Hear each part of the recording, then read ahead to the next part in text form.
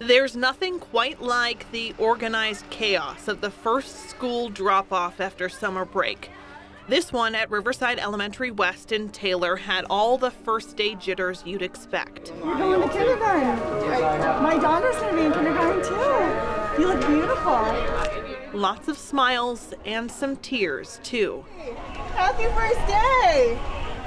These kindergartners could see their educational experience drastically change by the time they graduate in 2035.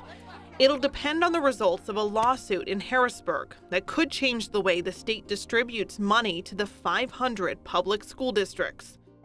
According to the organization Pennsylvanians for Fair Funding, the Riverside School District in Lackawanna County is among the most underfunded school districts in our area. Wilkes-Barre area and Scranton top the list. The organization's analysis from 2020 found each of these school districts would be receiving millions more in state taxpayer money if the state used its own formula to divide the money. It's called the Fair Funding Formula.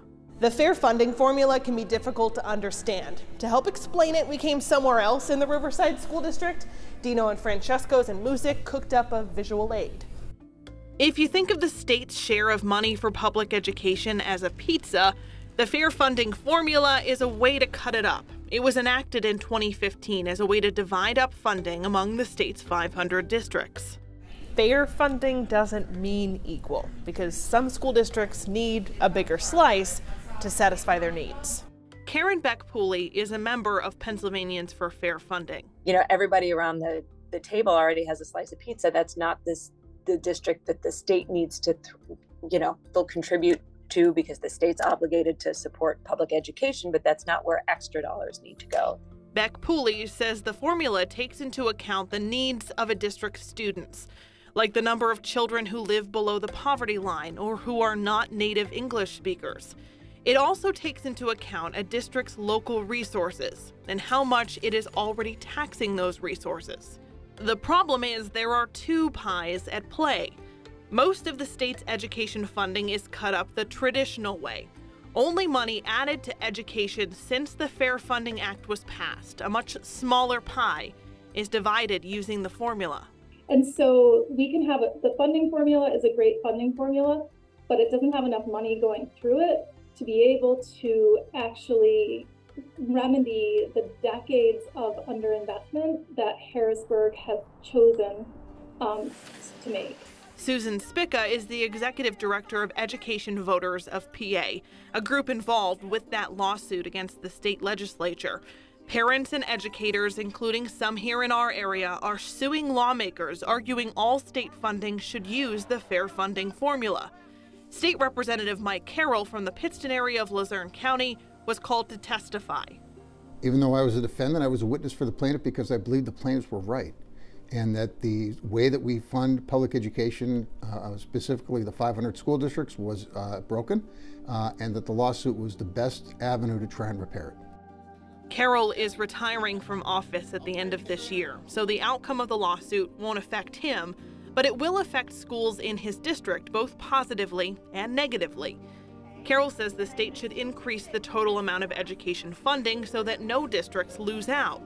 Analysts say that may mean the state will have to put close to $5 billion more into education each year.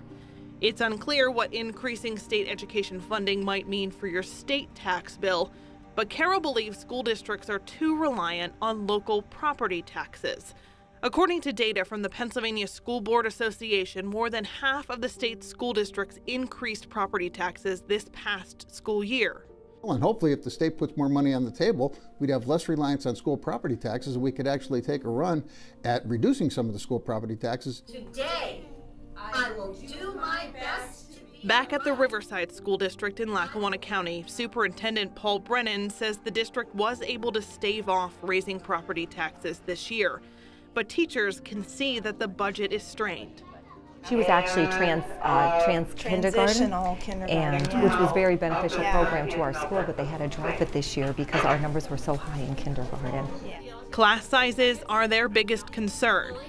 It makes it so much harder for us to do our jobs and do it well with so many students in the class. They say it's those students who have been shortchanged the most.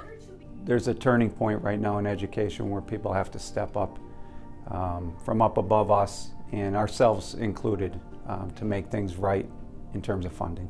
Those involved in the fair funding lawsuit expect a decision by the judge by the end of the year. Whatever the decision, appeals are expected.